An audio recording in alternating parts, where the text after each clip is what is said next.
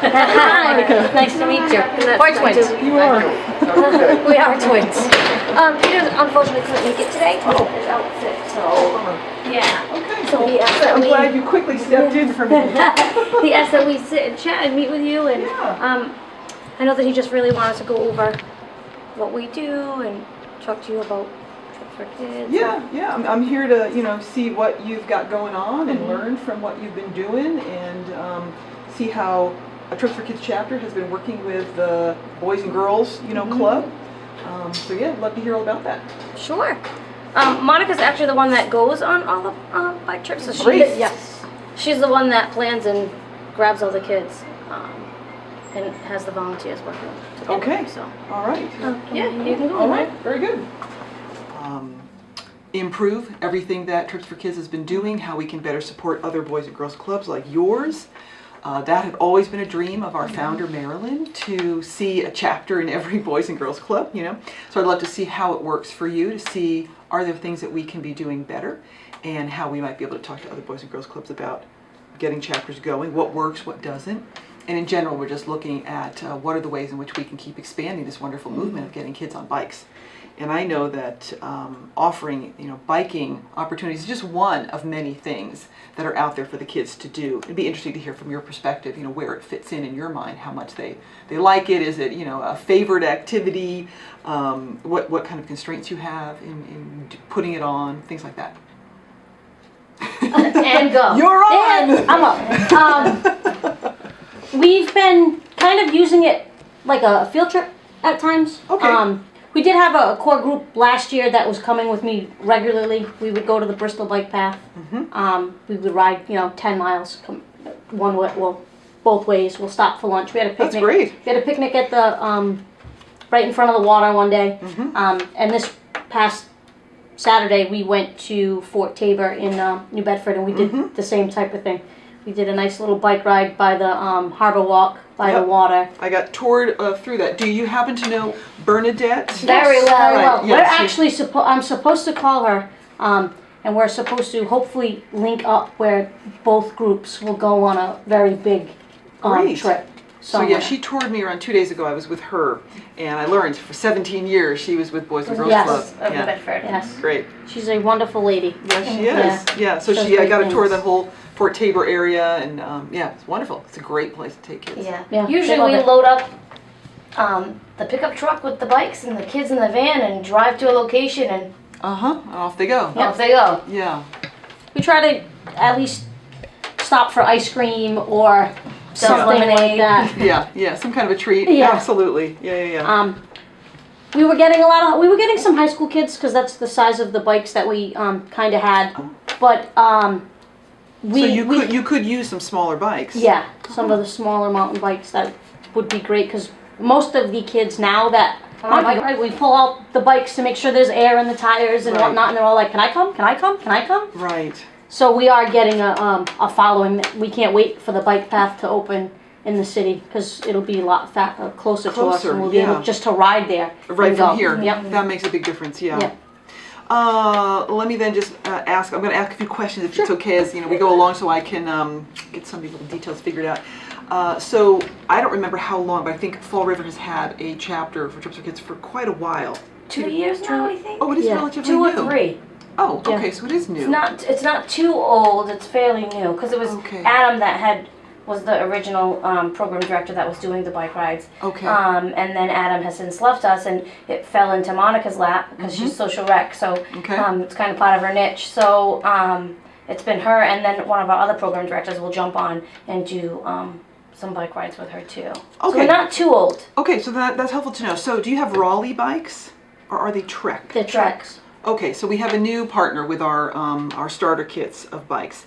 And what I heard from the Providence, Rhode Island chapters was that there's a lot of riding that they're doing on paved paths, and mountain bikes are not even necessarily the right bike, but a cross bike or a hybrid bike is much better. And so it turns out that Raleigh has been now, I guess it's just been the last year or two, providing more of these hybrid bikes. So they have that upright, configuration. They have a thinner tire with not as much tread, And they're perfect for, you can go off-road, you know, and you're not dealing with like what I would have in California, maybe some rocky trails on occasion. Yeah.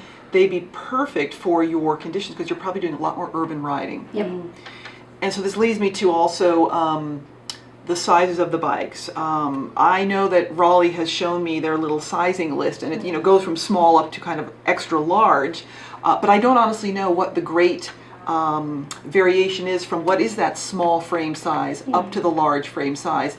And it would be helpful for me to see what bikes you have and We what have- kind of lower, smaller sizes. Yeah, we have you'd be 2 interested in. size 16-inch frames and then three of the 18-inch frames, which were for the high school kids. Yes, yes, because I I fit know on the myself, 16. I would fit on an 18. Yep, I fit on the And we're 5'6". midgets, so we sit on the 16. Yeah. And that might be, does it feel like it's a bit of a stretch for you? No, it's very comfortable That for works me. for you. Yep. Okay, all right, that's interesting. And most of the middle school kids and some of the elementary schools are going to be more our size, I call it, Yes, than the older Than my sizes. size. Okay, that's interesting. So you're not aware, maybe you are. Was there more choice when the Trek bikes were offered? I'm not sure. I believe there was. I believe that we could put in the You could request what you wanted. the requirements, and the program director at the time was dealing more with the high school kids, doing more. And so that's why that made sense. Right. Okay, so that's why good to we know. chose that path. Okay, excellent. I just want to make sure that the, moving forward, I want to make sure that we're able to offer enough options that make sense for everybody. And I think what we've largely found, probably Marilyn, the founder, had also started her rides with kids who already knew how to ride a bike. Yep. So it wasn't about basic teaching kids to ride a bike. And there's a program you may or may not have heard of called Safe Routes to Schools, which is nationwide. This also began in Marin County and was part of the organization that I used to run. It was the Marin County Bicycle Coalition. So I was the executive director of that for 10 years, and I had a program manager, Wendy, who basically copied the idea for the Safe Routes to Schools program from something they had going on in the UK. So she brought it to Marin County, and we started a model program, and it has since evolved, and now there's a national Safe Routes to Schools program. They are about teaching kids how to ride bikes. But I'm assuming, well, maybe tell me this, the demographic, and is it different per Boys and Girls Club? What ages are you dealing with? Do you work with kids of any age, or are you focused on middle, high school? What's Every the Boys story and Girls here? Club is autonomous, so Okay. it's usually where they're stationed in their community. Some Yeah. clubs have teen centers. We're a single site, so we deal with kids from 6 years old through high school. Okay. So we hit all age groups. Okay. And And we pretty much choose who, the focus that we want to pretty Okay. much work on. Nationally this year, it's the year of the teen. oh, So National's trying to do more of a teen member push. interesting. For 2016, that's the big national Yeah. push right now. Okay, well that's very interesting to know, because yeah, I've wanted to learn. I thought you guys would be a great resource for understanding the Boys and Girls Club, because once again, the founder, Marilyn, who retired at the end of December, and now this is why I'm like on this huge, educational process and like Yeah. soaking it in, like a sponge, to learn what has been going on. And she had always had the dream to have a chapter, as I said, in every Boys and Girls Club, and I just didn't understand enough, like, how does each one work? So you really are independent, and this is how we've allowed each chapter to be as well. Whether our program is taken in as just one of many programs, like you have here, and our chapter is operating under your big umbrella, versus somebody, like I ran, like Bernadette's group in Yep. New Bedford, and her founder, Joanne, she absolutely wanted to be independent, doing her own thing, and she's now incorporated cooking classes Yep. for the kids and a garden, and things that they were very interested in, so it became very tailored. So it sounds like you actually have that ability as well. You can tailor your activities to what's really demanded by your youth community. Well, that's a great thing. Maybe give me a little more background on what kind of restrictions or guidelines or even accountability do you have to the mothership Boys and Girls Club? What things do you have to get back to them on or stay consistent with for their Well, we have purpose? we have to meet our charter requirements. And what are we pay they? dues, hours that you're open. Oh. I couldn't tell you. I mean, do you have to be like serving a certain percentage of kids in the community, or kids that come from blah blah blah No, we just economic? report. From what I know is we levels. report to them. We have an annual report that we have Yes. to fill out. We report nationally. We pay Yes. membership dues. There's a whole chapter of regulations that most Boys and Girls Club follow, but it's usually hours of operation, how many kids. You're serving? Yes, but I think it's based on different levels. We're a single site, and we're actually one of the bigger sites. Oh. So we have. You have a different members. youth requirement, youth service There's no requirement. real requirement for Okay. membership numbers. Okay. Which are really what we report on. But it's school age children, so National breaks it down to 6 to 9, 10 to 12, 13 to 15, and then 16 to 18. And then we pretty much do internal needs assessments and then run activities based off of what the kids in the building want, what we think the community needs. We run a lot of national programming, smart, prevention programs, things like that too. Okay, when you say national programs, things that the national kind of headquarters has said, this is great curriculum, Yeah, share it with your, they've Here's already some curriculum. created This things. is what we've done for you. Yes. And basically that's what, when you're paying your annual dues, that's the kind of benefit we you have great get. support from national. We can contact anyone in any of the areas, send an email, call, and somebody will get back to us. Do they even help you with things like grant writing? They will do a lot of pass-through funding, so they'll send us, hey, that we have national This has opportunity, here. This and is we here, think it's this is relevant here. for you. Yeah. Okay. And is there somebody there who will, as you fill out a grant application, maybe you're doing the work, but you say, can you just do this, another once over and see With if we regional hit the directors. perspective? Oh, okay. And they can help with that kind of thing. Okay. And in terms of other, let's see, requirements for headquarters. Hours of operation. Are you limited to, you must be doing X number of programs at a minimum? No, whatever is relevant. Okay. They ask that we touch upon, academic success, healthy lifestyles, and good character and citizenship. Oh, okay. Yeah. That's like the great. national formula for impact that was rolled Right. out last year, 2 years ago. So. Well, I like that idea. Trips for Kids is very bike focused in its programs, in its original programs, right? So we have our trail rides program, we have an Earn a Bike program.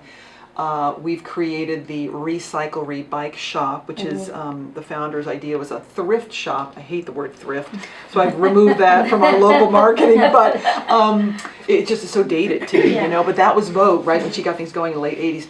But it's all about receiving donated bikes, parts, accessories, clothing that we resell to the community. And we have been the single location, the single recipient of like major donations from the bike industry. Primal Wear that makes jerseys and shorts. Like they sent us a crate that's bigger than this table of stuff. It's more than we can sell in a single year. We warehouse a bunch of stuff, and I'm trying to figure out things like that, how we can get them to some of our chapters that might appreciate those kinds of clothing is one of the big areas we can be sharing. But so that's what we have. We have the rides with the Earn a Bike. We have the bike shop, and then we have this little offshoot of the Earn a Bike program, which is our mobile workshop. So we load up our van with bikes and some basic tools, and we go to schools, and we are part of their after-school programming. So we bring, as we say, we bring the fun to the kids, and it makes it really easy because in our areas, there's virtually never transportation to get any of these youth out of their immediate school or home community to get to that recreational site. So when we're able to bring our activities to them, it really makes a difference, and everybody's open in their arms to have us come. But so we've been very bike focused, but getting back to the Boys and Girls Clubs, kind of your like 3 basic tenets of what you do. I like that idea of just having these broader areas of whether it's character building, healthy lifestyles. I'll just throw a few things out there, like teaching a trade, because in a sense that's what our Earn a Bike program is about. Introduction to physical activity, etc. This might be something that I can bring back to my board as we go forward with. There are so many different levels of our chapters, types of our chapters, ways in which they're operating, and so we're looking to actually basically formalize now, 27 years in, right, to Marilyn's great work. She did everything very organically, and now the board is aware, wow, we need to really look at this a little more, with a little more structure and make sure that we can be very sustainable. So that's why I'm here to learn from you.